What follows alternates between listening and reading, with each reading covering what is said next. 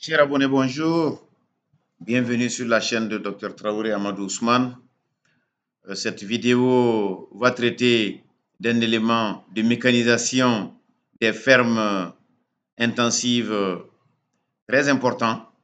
Il s'agit de l'utilisation d'une machine mobile qu'on appelle tout simplement le HPAI.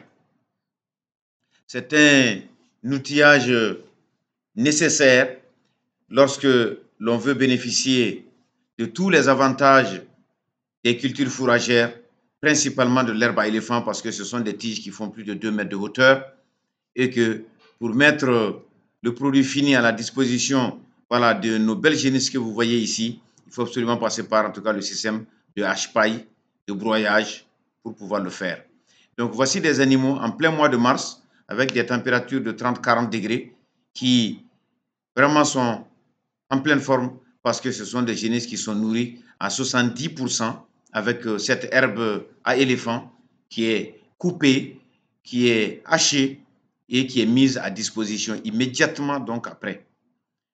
Donc, c'est un arsenal que nous conseillons aussi à tous ceux qui veulent être autonomes sur le plan de l'alimentation, parce que c'est la garantie d'avoir une ferme où les animaux vont être à l'aise, vont être tranquilles et vous ne serez pas stressé, en tout cas par l'alimentation. Voici les génisses, vous les voyez, font à peu près 280 à 300 kilos pour la plupart gestantes avancées d'ailleurs et qui sont nourries avec cette herbe verte donc depuis plus de 8 mois. Donc, quelques compléments alimentaires sont quand même rajoutés à la ration pour leur permettre de couvrir non seulement les besoins d'entretien, mais surtout les besoins en tout cas de gestation, parce que voilà, c'est des animaux qui ont en tout cas un certain gabarit.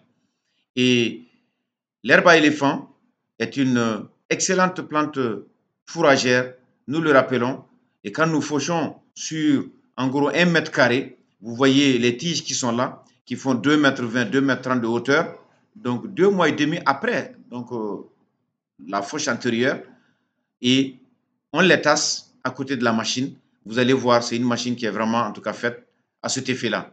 Vous avez des rails sur lesquels nous déposons tout simplement les tiges, les longues tiges qui vont rentrer dans ce bloc-là.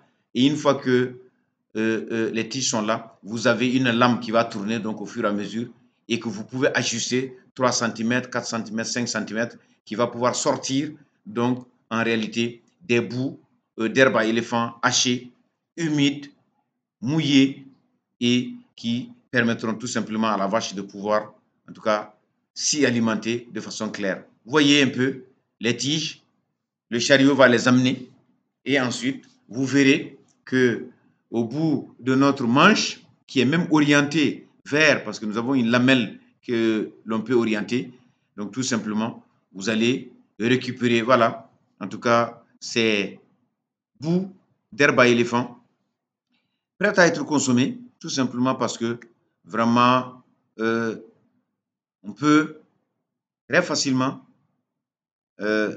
aider nos animaux, aider les ruminants avec des tas qui vont vous faire 10 kilos, 15 kilos, 20 kilos de l'herbe fraîche et tout simplement, en tout cas, être dans le cadre des normes de l'alimentation dans un premier temps, mais deuxièmement aussi, en tout cas, à moindre frais.